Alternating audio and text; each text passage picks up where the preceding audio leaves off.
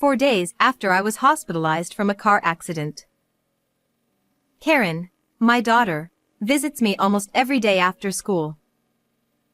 Hey Karen, did you tell your dad about me properly? Yeah. I told him. Hasn't he come to visit you? Despite his wife being hospitalized, Toby, my husband, hasn't visited even once. I felt a bit saddened by his coldness. 2 days later, when Karen was visiting because she had no school. Poor thing. You were in an accident, right? Suddenly, my best friend Naomi walked into the hospital room. But I hadn't told Naomi about the accident, so how did she know? Oh, you came together. Toby peeked out from behind Naomi. I have something to talk about. Without any concern for me, Toby continued his story. I'm marrying Naomi. So, divorce me. He boldly announced it loudly in the hospital room. What? What did you say?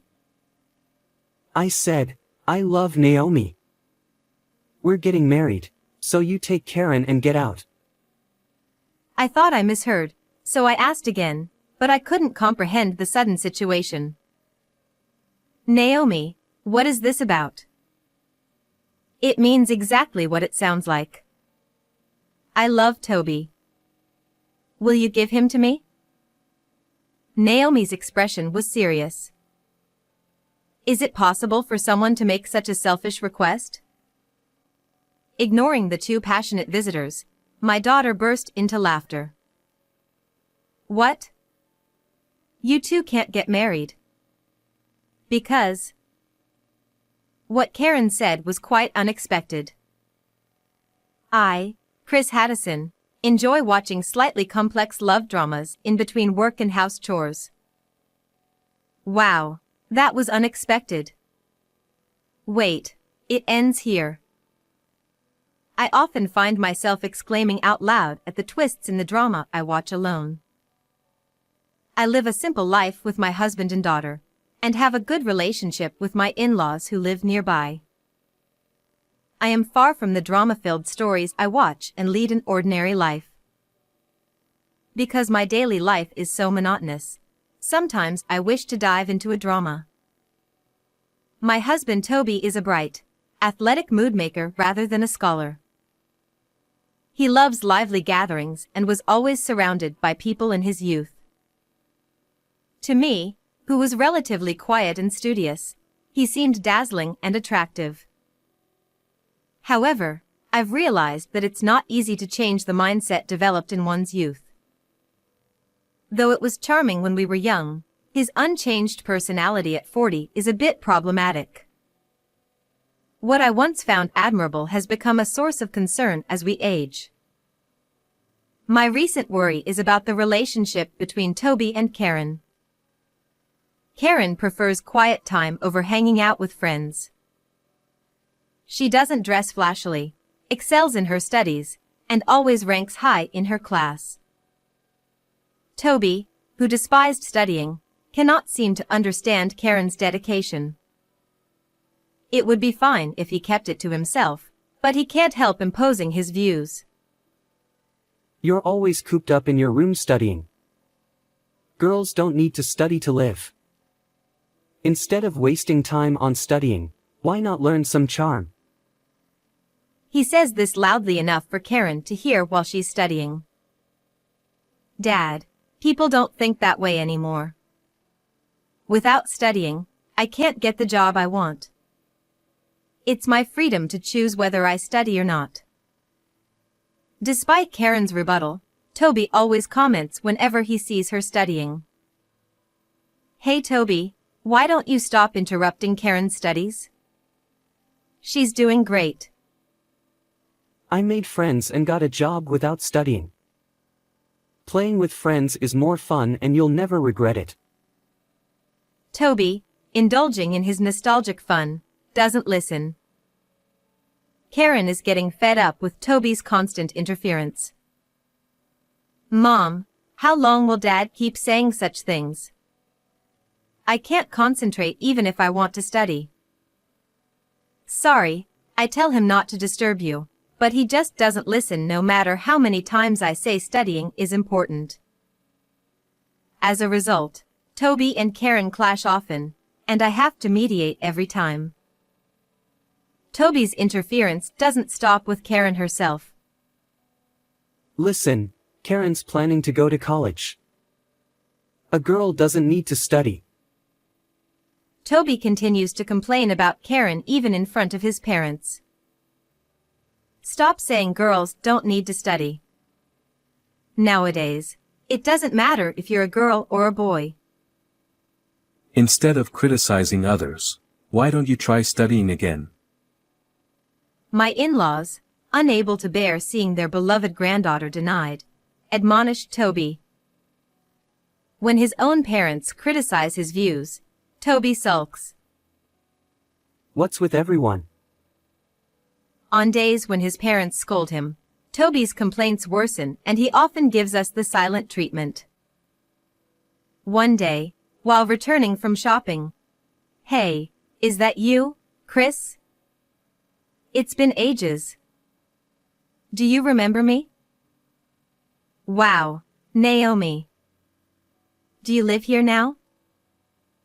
The one who called out to me was my best friend Naomi, who had moved out of the prefecture after middle school graduation. Naomi was always stylish, with extensive knowledge of makeup and fashion, and I secretly admired her.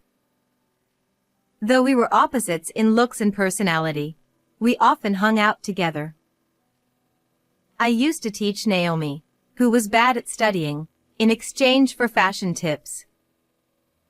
After she moved, we kept in touch through letters, but as we got busier with our social lives, the letters dwindled. It was really a long-awaited reunion. Yeah, I got married and had a child over there, but due to some issues, I'm back here now. That must have been tough. It was. My husband cheated on me. Oh, can I visit your place sometime? I'd love to catch up. Sure, come over. I'd love to chat. Thus, Naomi and I rekindled our friendship and started visiting each other's families. Toby and Naomi, both lively and sociable, quickly hit it off and became close. Whenever Naomi visited, they had animated conversations, as if they had been friends forever. Naomi's daughter, like her, cared about fashion and was around Karen's age. Every time Naomi and her daughter visited, Karen tried to be friendly but didn't seem to get along well. She said it's unthinkable not to be into fashion or romance and called my look plain. She's younger than me but acts superior. Karen, frustrated, would vent to me after they left. Everyone has their own thing, so don't worry. You're fine as you are. I tried to comfort her, but Naomi's daughter continued to pick on Karen. As Naomi and Toby grew closer, Naomi's daughter also got attached to Toby, and he enjoyed it. Naomi's having trouble with her lights. I'm going to check it out on my next day off. It must be hard for her as a single mother. Toby, pitying the single mother household, often helped out at Naomi's place. Toby is so capable and fast. I'll keep asking him for help. Naomi praised Toby in front of me, flattering him. Toby, flattered, became more enamored with Naomi and her family. Naomi started visiting less frequently, while Toby was often away helping her. Dad is visiting Naomi's place too much. Is she really asking for that much help? I don't think Naomi is helpless.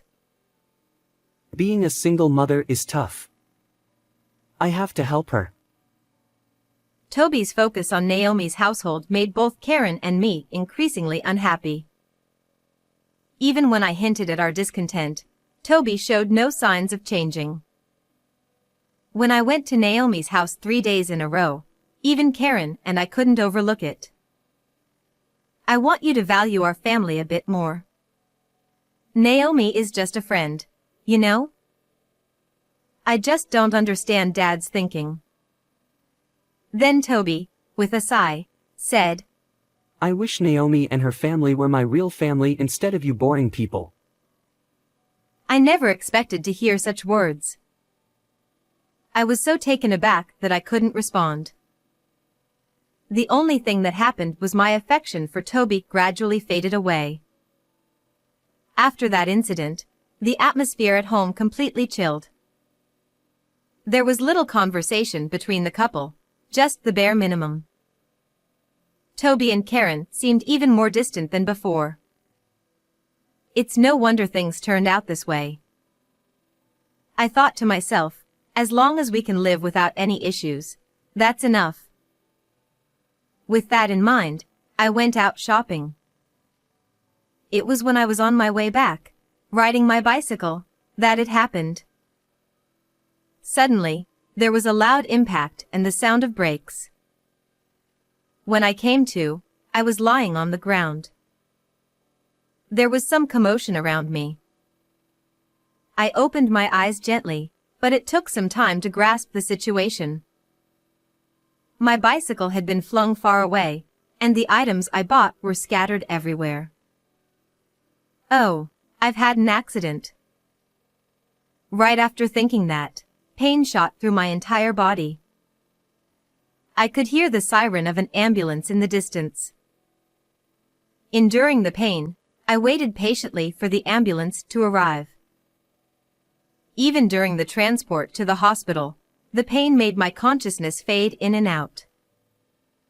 By the time the treatment was finished and I was in the hospital room, Karen had rushed over.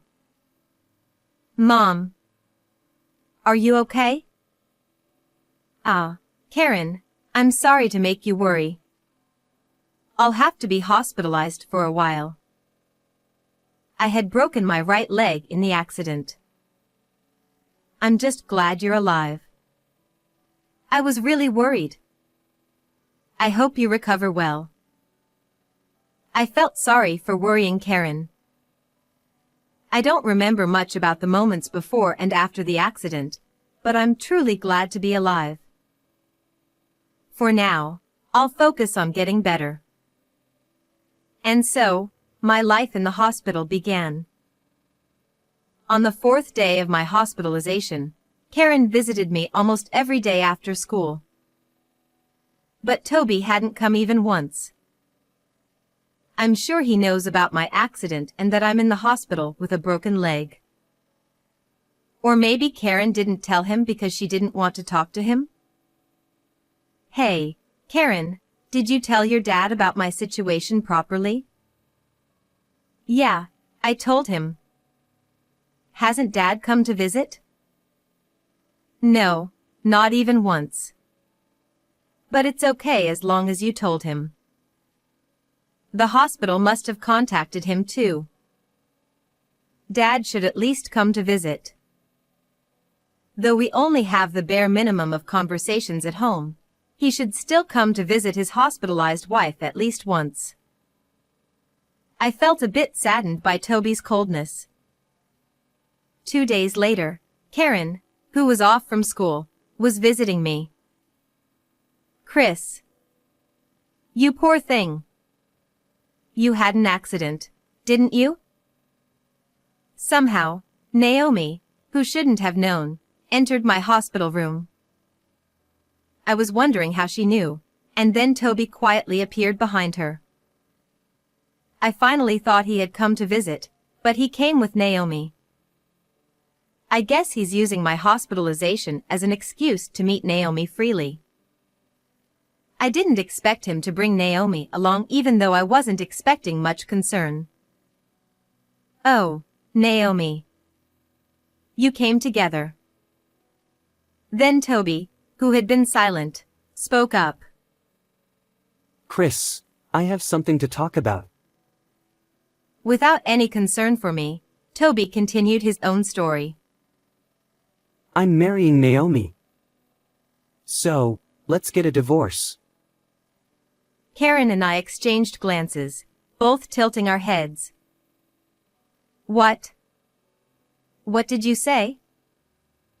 I asked again, thinking I misheard. I love Naomi.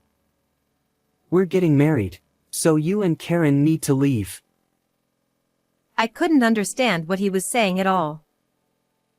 It was like a scene from a drama I always watch. I thought it wouldn't help to talk to the excited Toby, so I decided to ask Naomi. Naomi, what does he mean? It means exactly what it says. I love Toby. I need Toby. You two haven't been getting along anyway, right? Why not let me have him? Naomi's expression was serious. Is there such a selfish thing? Of all people, my husband. A real friend wouldn't do this. You're the only one who thought of her as a friend. What do you mean? Hey, Naomi. After Toby called out, Naomi started to speak. Chris, you've always been plain. From the start, you and I were mismatched. But you were smart, so I stayed close to you because it was convenient. Thanks to you, I aced those tests back then. Naomi had only seen me as a convenient tool, and I was the only one who thought of her as a friend. Feeling pleased with herself, Naomi continued. Toby and I get along, and he seems happier with me. I think I'm more suited to be his wife. Naomi said this with a sly smile and then whispered in my ear. And it seems like he has a lot of money too. Apparently, Naomi was attracted by Toby's good salary and pretended to be troubled to start an affair. She intended to kick Karen and me out and take my place. Toby seemed to have genuinely fallen for Naomi's seduction. With my hospitalization, they saw it as the perfect chance to push for a divorce while I couldn't move. I almost sighed at their reckless actions. I can't believe something like this is happening to me. Naomi and Toby, with triumphant expressions, waiting for me to surrender. While watching the two of them getting carried away, I was thinking about what to do. Then Karen, who had been silent all this time, started laughing. What? You two can't get married. Did you know, Dad? Karen's words were surprising. Naomi is in the middle of a divorce mediation because of her own affair. She's being demanded a lot of alimony. When we reconnected, Naomi had said her husband had cheated on her, but that was a complete lie.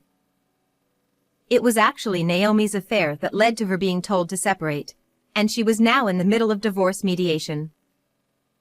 And during this mediation, she was looking for her next financial base and found Toby.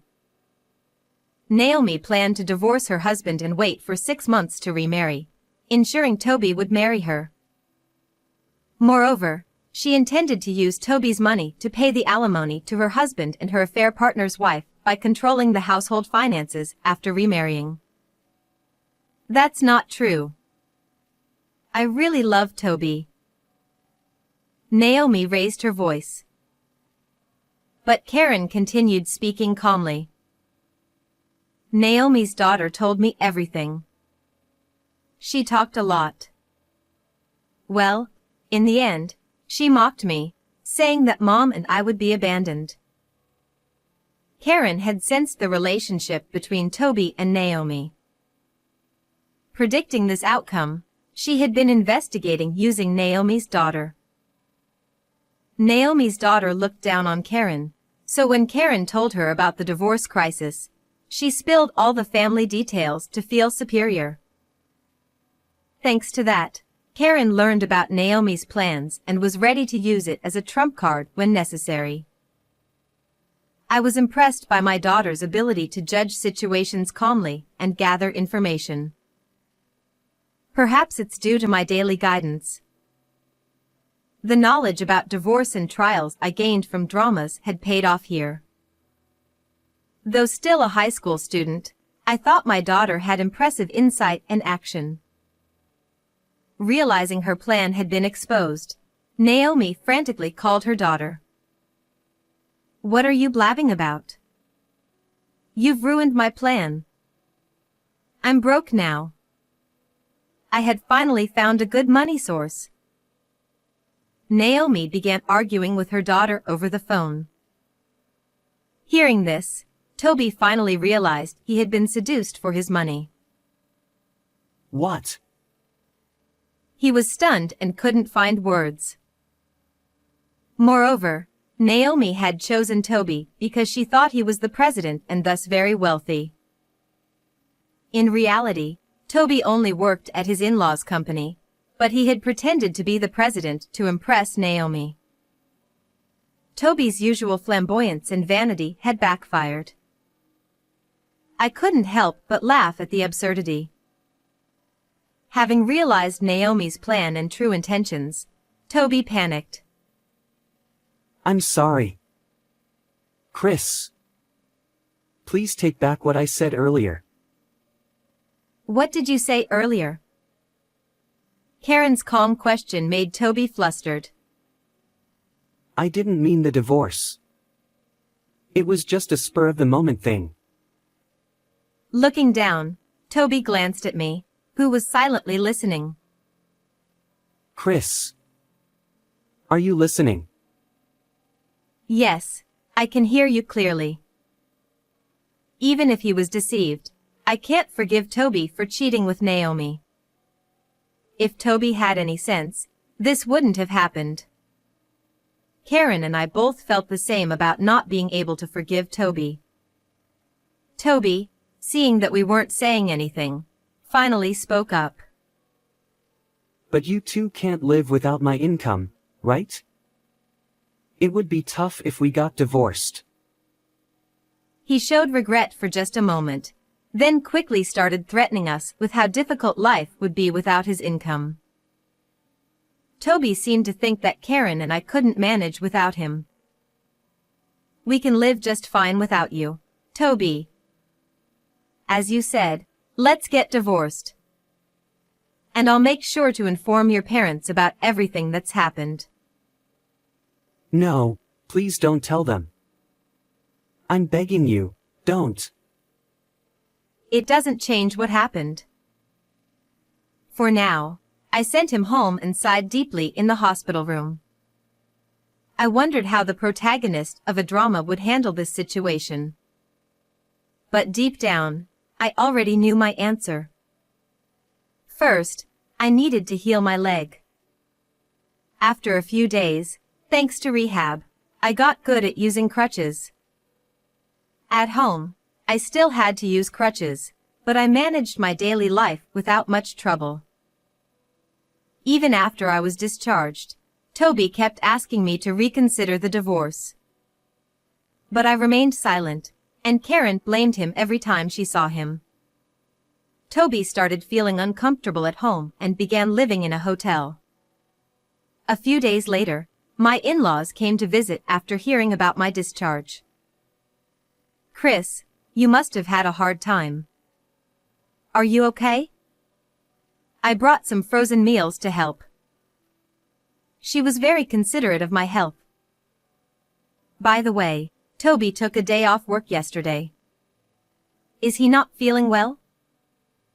Well, he's actually living in a hotel now.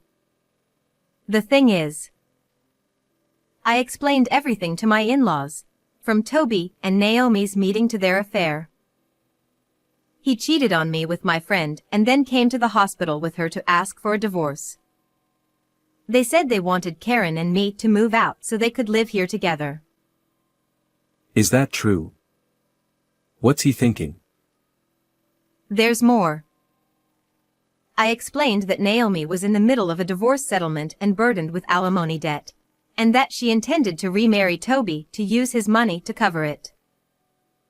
To begin with, I think it was wrong for Toby to boast about being the company president. He said he was the CEO. That's ridiculous. I can't believe he tried to abandon you and Karen.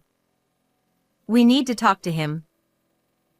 Yeah, we need to set him straight. Later, we called Toby to my in-laws' house for a discussion. So, you cheated? Toby looked ashamed and remained silent. You not only cheated but also tried to kick out Chris and Karen. What's wrong with you? How could you try to abandon your wife and child? Finally, Toby spoke up. It's not like that. I was deceived. He claimed he was manipulated into wanting a divorce. If I had known she was after money, I wouldn't have done it. It's all because Chris reconnected with her. Toby tried to shift the blame. Seeing his lack of remorse, my father-in-law's face turned stern. Are you saying it's not your fault? Cheating is cheating. And you lied about being the CEO. I thought you might take over one day, but I can't trust you now. You're fired. My father-in-law was furious and announced Toby's disownment. My mother-in-law looked disgusted. I'm so disappointed in you, Toby. I'm sorry. Don't apologize to me. Apologize to Chris. Chris, I'm really sorry. Please, give me another chance. Seeing him about to be disowned, I felt a bit sorry for him. If I left him too, he'd be all alone. But my mother-in-law's words gave me the resolve I needed. Chris, do what you think is best. We're on your side. Her words solidified my decision. Let's get divorced. We can't go back to how things were. Please, reconsider. No, I've decided. I will make sure to get alimony and child support. How did it come to this? And so, we proceeded with the divorce. A few days later, I got a call from Naomi. Hey. My husband found out everything. Now I have to pay even more. This is unbelievable. During her divorce settlement, Naomi's husband found out about her affair with Toby and increased her alimony. He also sued Toby for compensation. Toby ended up losing most of his assets to alimony and child support. The scandal quickly spread in our small town, and Naomi found it hard to live there. She moved to a nearby town but struggled with her new, poorer lifestyle. Toby also started a new life, getting a job somewhere else. His previous lax work ethic didn't help, and he kept failing at his new job. Frustrated, he turned to gambling, falling into a vicious cycle of debt. A while after the divorce, Toby called me. I'm sorry, but I can't make the payments this month. I'm short on money. He sounded weak. I felt sorry but didn't know how to help. I heard from my in-laws that Toby had also asked them for money. Dad, can you lend me some money? I'm really struggling. With growing debts and no way out, Toby was desperate. But both my in-laws and I refused to help. I hoped he would eventually get out of gambling and pay off his debts steadily. Meanwhile, Karen and I continued to have a good relationship with my in-laws. They might have felt guilty for Toby's actions, but their kindness was a great comfort.